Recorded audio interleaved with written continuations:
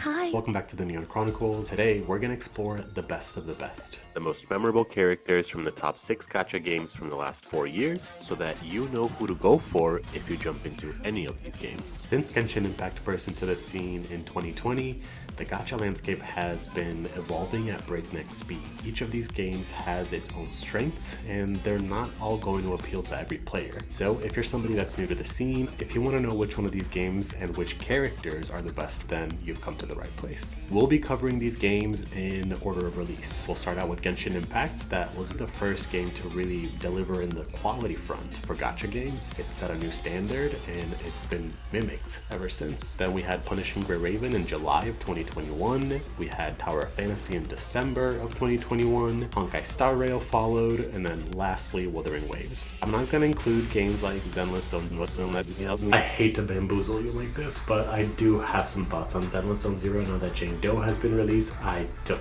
so long to edit this video, so stick around to the end if you want to see those. And remember, this is just my personal take. Your mileage may vary, but I hope it does give you a good starting point to explore these amazing games and characters. For Genshin Impact, I want to make sure that we look at characters pre-Natlan. Natlan is going to change the scene when it comes to exploration and new mechanics, but they are somewhat exclusive to Natlan. But first up, we're going to start strong with Yelan from Genshin Impact. Yelan burst into the scene in her sleek design and even sleeker gameplay, but it's her elemental skill that truly set her apart and makes her an absolute joy to play. When activated, Yelan's skill doesn't just move faster, she transforms into a hydro form, zipping around the battlefield like a living stream of water. And here's where things really get interesting, because as you zoom past enemies, you're not just avoiding them, you're actually tying them up with a hydro string. So the real thrill comes from the time pressure. You've got a limited window to speed around the arena, trying to lasso as many enemies as you can before your skill ends. And when it does end, pop. All those enemies you've tied together get yanked, and it creates this really satisfying crunch. It's not just effective, it makes you feel stealthy and speedy all at once. This unique mechanic adds a new layer to combat. Do you go for that far off enemy to include them in your Hydra web, or do you just play it safe and focus on the closer cluster? It's these split-second decisions that make Yelan's gameplay feel so engaging. Her burst is equally impressive, summoning dice that deal Hydro damage even when she's off-field. She proved that a support character could be just as powerful on-field as they could off-field, and her gameplay approach of lassoing enemies still feels very unique to this day. Next up, we have the Wanderer, and boy does this guy have a story to tell. Originally introduced as a villain, the Wanderer, also known as Scaramouche, has one of the most fascinating backstories in Genshin Impact. His tale is intricately linked with that of Raiden Shogun, arguably one of the most well-known characters in the game. But what really sets Wanderer apart is how he revolutionized the gameplay by introducing flight mechanics. At first, many players, myself included, were disappointed by the short stamina bar limiting this flight. And I would be lying if I said I didn't wish it lasted for longer, but I have since gotten used to it, and now with the introduction of the stamina bar for Natlan characters, it seems like this movement mechanic isn't necessarily going to be power crept yet. What I personally love most about playing the Wanderer is the auditory component of the gameplay. There's something incredibly engaging about flying around, activating missiles as you dodge. It adds a new dimension to combat that keeps you on your toes and really immerses you in the action. And my third top for Genshin Impact is Shenyun. Shenyun is a game changer when it comes to party dynamics. Her ability to level up any party by giving them powerful plunging attacks is nothing short of amazing. And let's not forget, she's also a great healer, making her an invaluable support character, especially if you get constellations. One of the most fun aspects of Shenyun's kit is the pathfinding in her ability. If you're lucky enough to have her at C6, you can use it endlessly during the duration of her burst, which opens up some creative gameplay options. Now, I'll admit, because she had been introduced early on as Cloud Retainer, I was initially also disappointed that she couldn't actually fly, instead just hopping around. But you know what? Given how Genshin Impact's maps are built, Shenyun does manage to bring some dynamic parkour-like elements to the game's movement mechanics that arguably might be more fun than if they just gave away flight. And I do want to sneak in one honorable mention. It's hard to talk about memorable Genshin characters without at least mentioning Arlecchino. As a villain, she commands presence like few others, with a nuanced view of good and evil that keeps you guessing. Her movement mechanics are a joy to use, especially her hold attack ability that lets her fly around with one wing. It's both graceful and intimidating, perfectly capturing her character. Combat-wise, Arlecchino uses the Bond of Life mechanic that was unique to Fontaine. This ability adds a new layer of challenge and complexity to the game. You need to build stacks to deal more damage, but it also locks you out from being healed by others in your party. It's a brilliant way to balance power and vulnerability, making every fight a calculated risk. And can we talk about her animations? I mean, Arlecchino received some extra love in the animation department with some of the smoothest combat combos and movement mechanics that we've seen in Genshin so far. Also, her weapon becoming a scythe, that alone deserves honorable mention. So there's lots of different characters that we could include in this list, but feel free to check out some of my other videos highlighting all of their abilities. Let's move into Punishing Grey Raven. This is personally my go-to game when I'm on the move. It's super easy to jump into combat and knock out your dailies, but don't expect much in terms of exploration. PGR is all about reaction time, building cool characters, and having a blast with flashy combos and sleek combat design. I want to start out with the most recent featured character, which is Lamia. If you have kept your eyes peeled from the Cien release, then you have probably been waiting for this character for a while. Who doesn't love playing a mermaid? Lamia brings a whole new level of dynamism to PGR's combat system with her dual walking and swimming states. Her Rush Wave ability is a standout feature, giving players a chance to enter Matrix mode quickly by dodging her own ability while also damaging opponents.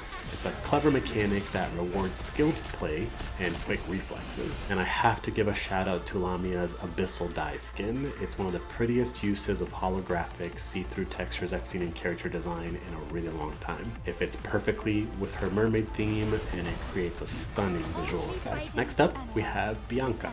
What sets her apart are her time freeze mechanics, and I mean, I'm just such a sucker for time freeze mechanics. The sound design for Bianca is incredible. Her weapon, Hecate, looks and sounds amazing, and the snap she does before entering the time freeze mode, pure badass energy right there. It's a standout feature in both her regular frame and my personal favorite in the game, the Solitary Dream skin. Next, we have Lee Hyperreal, who shares some similarities with Bianca when it comes to the gameplay mechanics. His hold attack ability, where he enters Matrix mode and uses his rifle to shoot enemies, is reminiscent to Bianca's time freeze. Playing Lee Hyperreal reminds me a lot of games like Time Shift from the PlayStation 3 era. Those time-based mechanics add a layer of strategy and coolness that's hard to beat. There's something incredibly satisfying about slowing down time and picking off your enemies with precision. And again, I could give plenty of honorable mentions here. For example, characters like Alpha Crimson Weave, which you can use your motorcycle to zoom through enemies. You can dash around and parry much easier than you could with other characters. And she deals tons of damage if you do her combos and build her stacks properly. So it would be neglectful of me to leave her out, but for the sake of time, let's move into Tower of Fantasy next.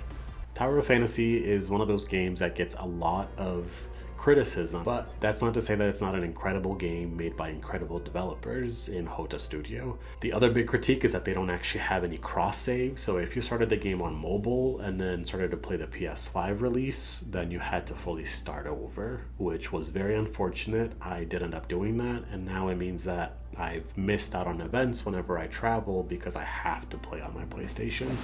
So still not the ideal choice, and I think is something that keeps a lot of people away. The unique thing about Tower of Fantasy is that they are an MMORPG, which means that they have to deal with server issues like an enemy hitting you while you and your friend are in the same zone, and that bounding box might be off because the server might be on a lag, the enemy attack might be on a lag, your dodging might be on a lag. There's a lot of things that could glitch or lag that lead to issues in MMOs, and that's why other games like Genshin Impact, Wuthering Waves opted out of that so that you could have smoother combat, smoother gameplay, and more of that RPG solo experience.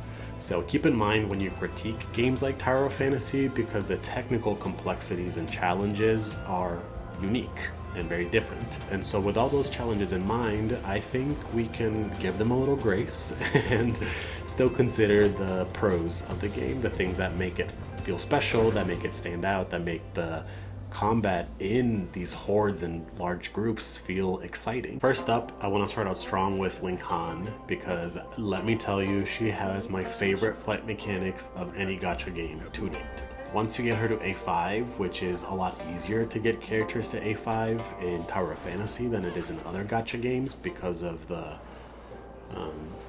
buyback systems, if you will, you can use her skill up to 10 times. And this opens up the most flexible and cinematic character flight that I've experienced in a gacha game. It's not just about the mechanics, it's about how absolutely beautiful and fun it is to use. Fair warning though, there is a bit of a learning curve here. You'll need to master dodge canceling and attack canceling to really gain the full control. But once you do, it's like poetry in motion.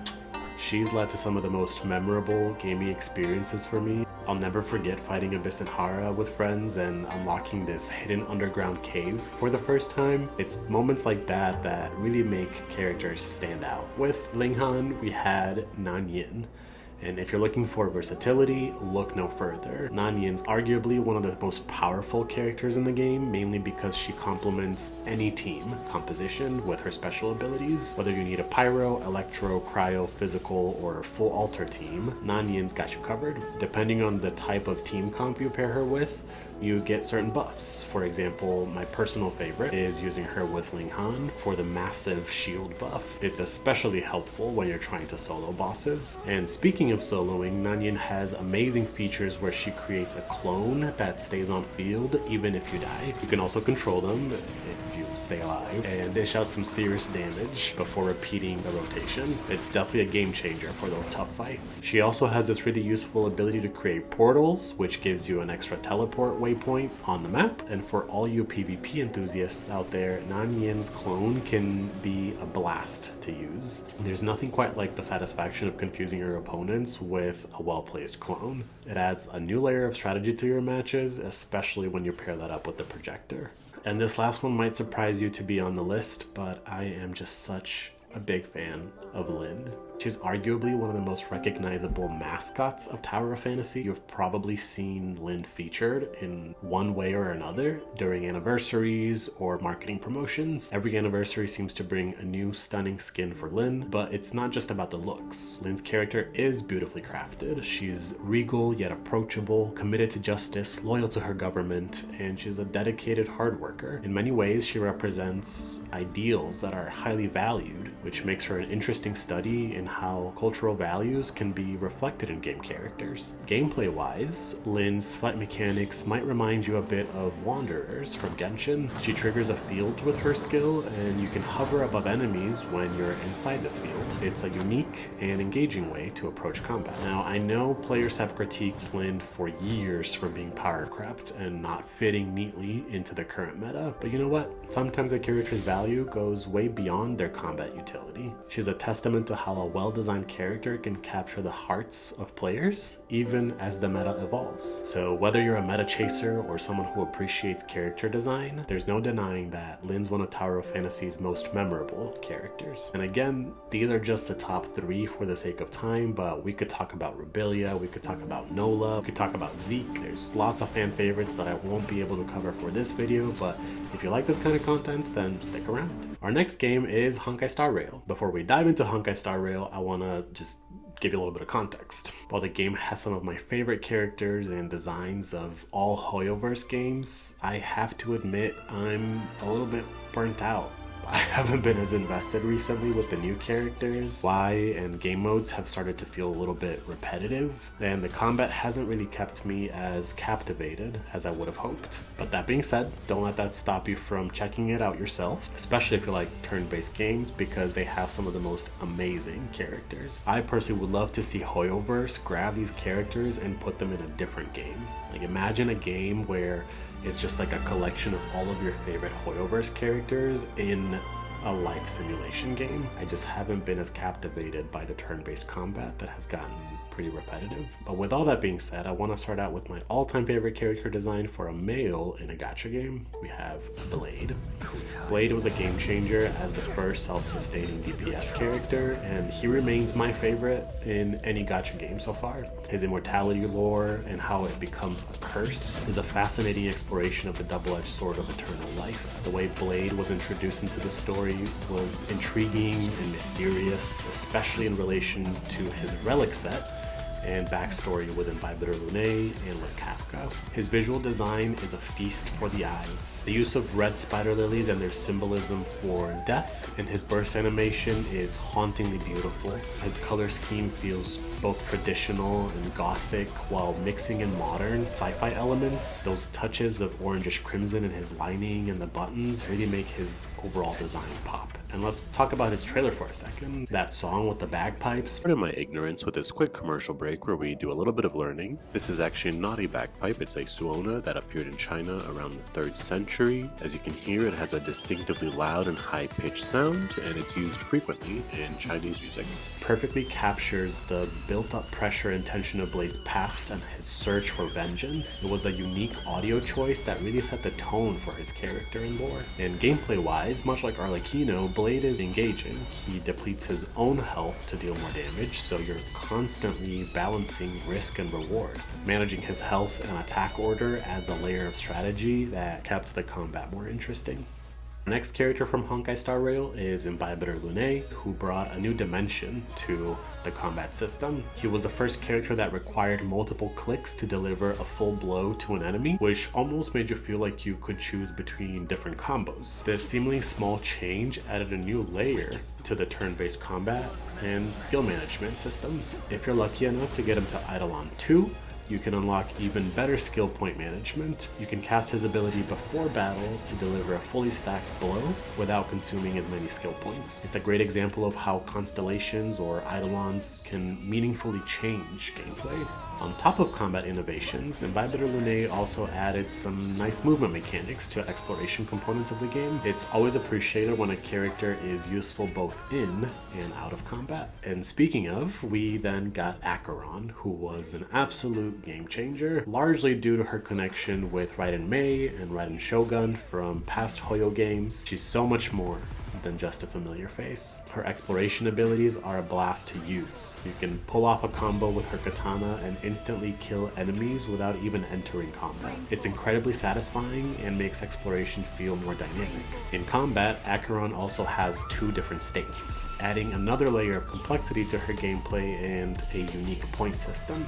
In her Crimson form, she has 3 slashes she can deliver, a nice evolution from Bybiter Lune's multi-click gameplay, but without the same issues of skill point management. To balance all this out, Acheron was built with her own set of energy regeneration mechanics. Instead of managing skill points, you have to activate her petals by either debuffing enemies or breaking their shields or exploding them.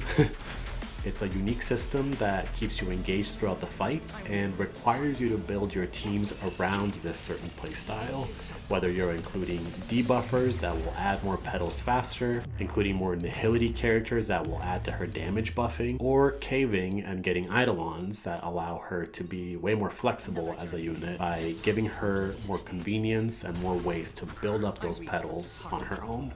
I also want to give a quick honorable mention for Honkai Star Rail with Firefly.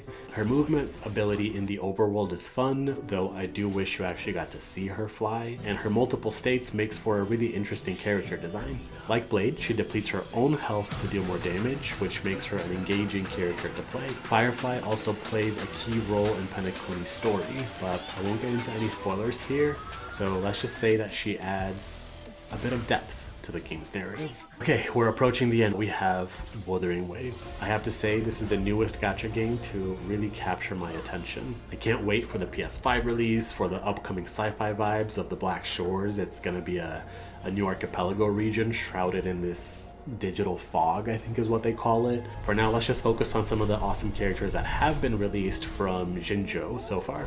Our first one is Jinxi, who is the powerful magistrate of the region and a spectral resonator. Her animations are hands down one of the most elegant I've ever seen in any gacha game because she uses her dragon.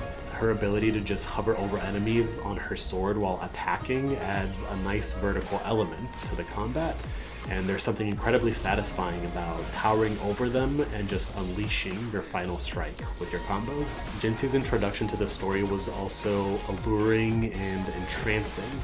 Her backstory is commendable, approachable, and inspiring, which makes her appeal go beyond just being a meta-defining damage dealer. And let's not forget her intro and outro skills, because they're just as beautiful as her on-field damage. It's no surprise that the next character was released after. We had Chun-Li, which is Jinxi's strategic advisor.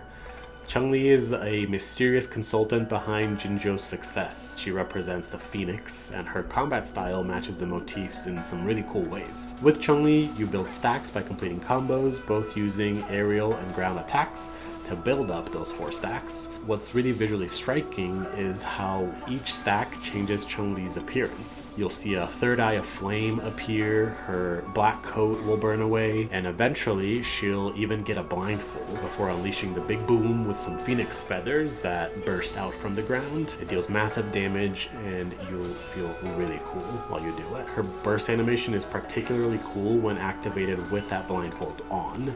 The blindfold just burns away as she shushes you, and it's accompanied by some sound design flashes reminiscent of eagles and avian calls. Once all those stacks are consumed with the big damage delivery of her phoenix feathers, she reverts to her normal state with the dark overcoat. It's a visual spectacle that never gets old. And the third spot was hard to choose between Zheji or Yinlin, but I am going to give it to Zheji. She is the latest character, the current banner going on. What I really love about Zheji is, one, she resonates with my personal career as a creative director, but 2, I find that her off-field damage just looks prettier. And her on-field combat is a little bit more engaging than Yinlin. Love her color scheme, which uses bright and approachable colors reminiscent of prismatic and holographic gradients. Zheji's combat style is also very dynamic and active with flight combos. Her paintbrush transforms into this massive broom, and she can activate nodes to teleport to. Much like we're seeing in a lot of these characters, she runs on a stack system, but with a twist. You want to build stacks to create 3 nodes around the enemy, and then deal massive damage by teleporting between these nodes and sending off icebergs to attack. So one of the coolest things about Zheji is her ability to hover endlessly when you use her hold attacks. You just have to make sure that you don't let go of the broom before you do your next hold attack to keep her airborne.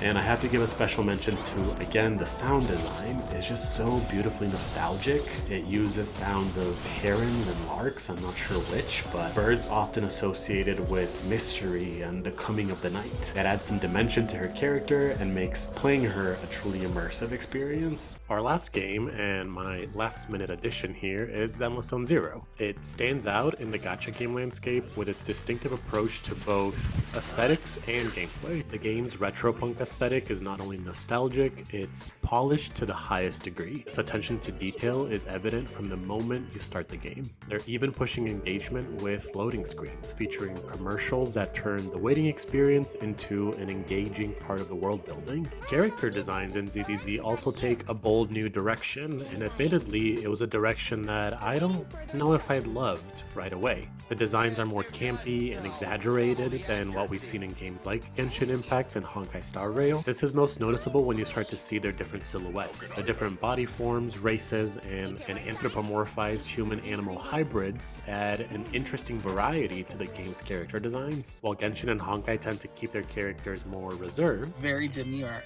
very mindful, only a little chi-chi out, not my cho-cho. ZZZ allows for outlandish expressions. Not demure. What has me excited is the TV commercial might just hint at potential future characters that could push those envelopes even further, including this one here called Black Hole, who feels very related to the Nihility archetype, especially the ones that are used for Acheron and Raiden. It's also worth noting that much like any crash that has been inspired by something of the past, there's controversy surrounding the similarity of certain character designs from other games, particularly Alchemy Stars. If you want to hear more about the nuances of inspiration versus imitation, we've done some other videos on the channel. One of ZZZ's standout features is its focus on creating a world that feels alive and interactive. The game is designed for players who enjoy somewhat parasocial experiences. Their detailed streets make you feel like an active participant in the world's day-to-day happenings. The pacing is carefully crafted, and it immerses you while offering plenty of features to engage with. Let's take a typical day, for example, where you might start the day by opening up the comic book store, selecting trending comics, and choosing a representative to advertise the store. As you progress, you unlock more store reps and comics, introducing younger players to concepts of marketing and audience analysis. Daily activities include getting a scratch ticket, grabbing coffee, accepting commissions from Shepard, playing at the arcade, and getting some food. You can also build bonds with NPCs by going through various activities, like photographing storefronts for this lady or playing soccer with your fellow Bangbus. These little guys have some of the most iconic and slapstick animations that will definitely make you smile, which, coming from Paimon, is a refreshing mascot choice. The day often concludes with a mission where you meet up with your sister, whose relationship feels authentic and relatable. Isn't this just footage of the rescue operation? So what? Before bed, you might check out some records, add some Polaroids to your memory board, or browsing your phone before snoozing and seeing what the next day brings. After experiencing the rich, immersive daily life in ZZZ, players encounter a significant shift in gameplay with the TV mode. At its core, ZZZ is somewhat of a puzzle game, and this becomes most apparent with the TV maps. These combine elements of RNG and selectable cards that incentivize replayability and customization, creating a clever modular approach to level design. And like any system, it has both advantages and disadvantages. The most obvious con is the contrast between the TV mode and the rest of the game. Coming from open world exploration and immersive neighborhood experiences, the TV puzzles can feel impersonal and detached. While the sound design and voiceovers add some personality to these puzzles, they still lack that deep engagement found in the other parts of the game. That disconnect from a player perspective can make it challenging to feel motivated to play these levels unless you're in that right mindset. However, from an artistic perspective and a development perspective, there are significant pros to this approach. If you consider the resource allocation that they get to distribute towards more polished cutscenes, more polished character animations, it's largely due to the fact that they can keep the exploration simple and they can keep these levels easy to build. It's also worth noting that the appeal of the TV mode certainly grows over time. It's like that TV show you're unsure about until you get to episode 3 and then you just want to binge the whole thing. The more I've played the game, the more I've come to appreciate these stages. And the reason I want to emphasize so many of these unique features is because as a creative director, I often discuss the importance of moments of delight in design. These small but impactful elements can significantly increase user attachment and engagement. Hoyoverse has built an empire on these moments, and with ZZZ, they're raising that bar even higher. The game feels immersive without trying to go for realism. It redefines what a gaming experience can be, offering a comfy and cozy activity that doesn't sacrifice cinematic impact, character-driven storytelling, or flashy combat. And while it's too early for me to definitively say which characters are the best, I did transition from being a free-to-play player to spending about $45 to get Jane Doe, the latest character. I lost my 50-50, which was initially very disappointing, but after having enjoyed the game for so long now, and with Jane Doe's release being reminiscent of characters like Nightcrawler, Azazel, and Elektra, her private investigator background evokes a lot of nostalgia for those early 2000s female-led roles. Notably, a lot of the roles remind me of Jennifer Garner.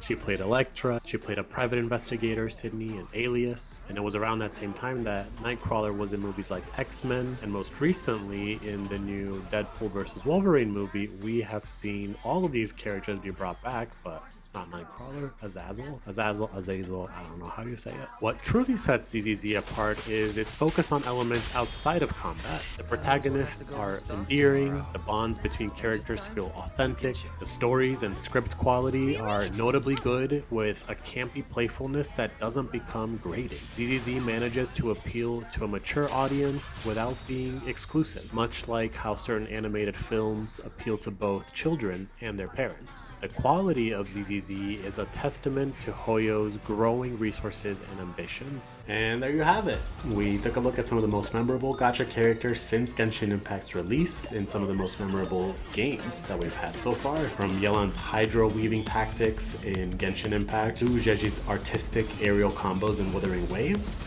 Each of these characters brings something unique to their respective games. We've seen innovations in combat mechanics, movement systems, and even how characters are integrated into the game's lore and world building. While these are my personal favorites, I encourage you to explore these games and find the characters that resonate with you, regardless of meta, regardless of combat, regardless of what other people might be saying online. Maybe you'll discover a playstyle you never knew you loved, or a character design that just clicks with you. So what do you think?